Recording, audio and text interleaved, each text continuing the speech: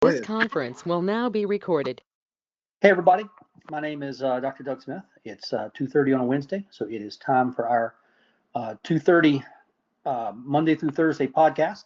This is a podcast where you will hear the science about what actually happened behind the opioid crisis. So if you or someone you know and love got caught up in that opioid crisis, this is where you can find out what really happened. And as some of you guys know, you've been following us for a while. You know I'm putting together the book. I'm writing the book, and it's coming along well. And so every day I'm working with these images. Every day I'm working with this information. And as I go through this again and again and again and again and again, some things just float to the top. And one of the images that just floats to the top is the one that's in front of you right now. To me, at least, this is one of the most important images if you want to understand what happened in the opioid crisis. This is from a study. The study was actually done in China. Go figure, right? This is from a study that was published in 2020. So it's a relatively new study. And this is looking at adrenaline toxicity, catecholamine toxicity, adrenaline toxicity. All through the book, I just refer to it as adrenaline toxicity. You can call it adrenaline toxicity. You can call it catecholamine toxicity.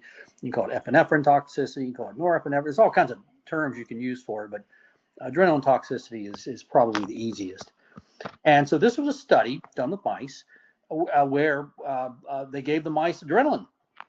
They gave them two different types of adrenaline. They gave them epinephrine and they gave them norepinephrine. Now, as humans, we have three adrenalines: epinephrine, norepinephrine, and dopamine. Okay, so what will be missing on this study is dopamine. Okay, we as humans also have dopamine. And what you're looking at here, you see on the left-hand side there that you're talking about survival rate. So you're looking at death. And there at the bottom, you're looking at hours. So you're looking at death over time. Okay, and there are four lines here. Okay, the top line, the flat one, that's just in China they call that the sham. That's just sugar water, salt water. Okay, there's no medicine in that. And then the one right below that is epinephrine by itself. And epinephrine by itself it's not that deadly. And then the one right below that, that's norepinephrine. Okay, and you starting to see some death there. But then look at the bottom one. Okay, there it is, plunging for the bottom there. That bottom line, that is the combination of epinephrine and norepinephrine. So the take-home message is, okay, adrenaline can kill you, but a combination of adrenalines, particularly the combination of epinephrine and norepinephrine, will kill you fast. Okay, and as you can see, about half the mice are dead at 6 hours. Okay, so this is a rapid death. And what is fundamental about this is when we did the adrenaline measurements on our volunteers, we did 15 volunteers. They stopped taking buprenorphine and went into withdrawal. And on day 3, we drew their blood. 2 of them had the dreaded epinephrine norepinephrine toxicity. 2 out of 15.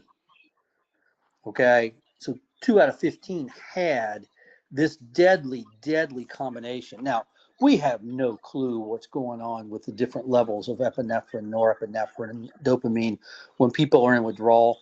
My guess is they're all over the place. 1 hour, you might have epinephrine toxicity. And 4 hours later, you might have dopamine toxicity. And 6 hours later, you might have a combination of epinephrine and norepinephrine toxicity. My guess is there's just no rhyme or reason. And at different points in time, different people will exhibit different, while they're in withdrawal, they'll just go through the whole gamut. But 2 out of 15, okay, that's a bunch of people.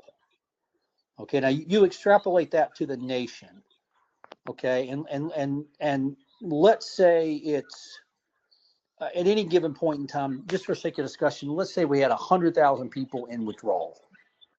Okay, well, if you've got 100,000 people in withdrawal, that would mean 13,000 had the combination of epinephrine and norepinephrine. And look how fast they die. So as I'm going through this, it's real easy to understand how we go after the pharmaceutical company. It's a product liability mass tort lawsuit. It's low-hanging fruit. It's failure to warn. It's the simplest thing in the world. It's failure to warn. They had an obligation to warn. They didn't live up to their obligation to warn. It's failure to warn, and they're going to get crushed. They're going to pay the price. Hooray! But the question is, okay, you can get the pharmaceutical companies to pay the price, but what about the FDA? Okay, they just get off scot-free, and the answer is probably yes. They have what's called sovereign immunity. Sovereign immunity. They're part of the federal government. Okay, which means you really can't hold them accountable for anything. They have sovereign immunity. Now, I believe we can go after some of the worst actors. Well, for me, Dr. Rigoberta Roca is the candidate, and I believe that what these guys have done by ignoring the data in front of you, okay, by ignoring that graph in front of you, I believe they have committed what's called moral turpitude. That their actions were so shocking to the conscience as to be outside the realm of anything that a normal citizen would do. To turn their back on 13% of the population who are in withdrawal having the combination of epinephrine and norepinephrine, they just turn their back. Yeah, or you just go off and die. That I think will be moral turpitude, and I'm hoping we can get that extended to criminal negligence. I've already referred Dr. Rigoberta Roca over to Attorney General Pam Bondi for consideration for criminal negligence, but it's going to take all of us to follow up and make a whole lot of noise that this guy deserves to face charges for criminal negligence. So we'll hold here today. I think Charles is with us today. Charles, do I hear you there? Yep. Hey, Charles. Charles, yesterday I actually sent you a couple of excerpts out of the book as we're starting to pull it together. I don't know if you had a chance to look at those, but Charles, with this book, are we on the right pathway? I believe we are. Charles, you think the people who got caught up in this opioid crisis, you think they're going to want to read this book?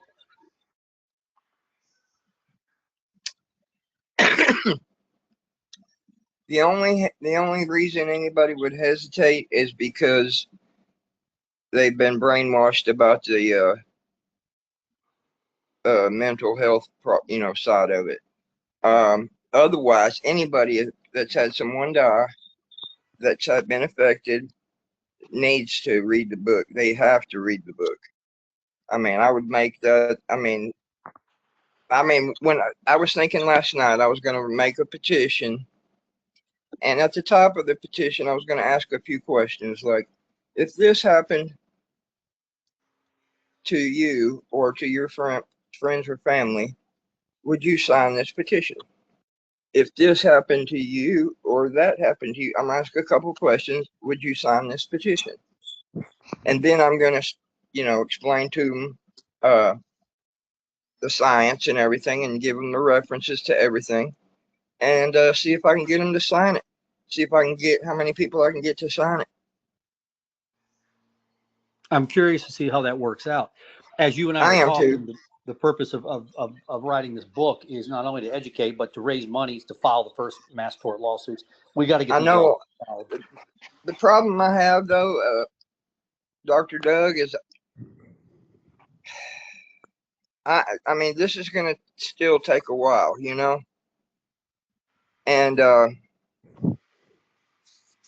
I think one or two of us need to step up and make some extremely loud noise. Like me. Well, the hope is you and I talked about this, taking it when we finally get the book published, taking a trip to Washington and making some noise. Yeah. I mean, after that, I mean, if that doesn't come through, I mean, making some worldwide noise.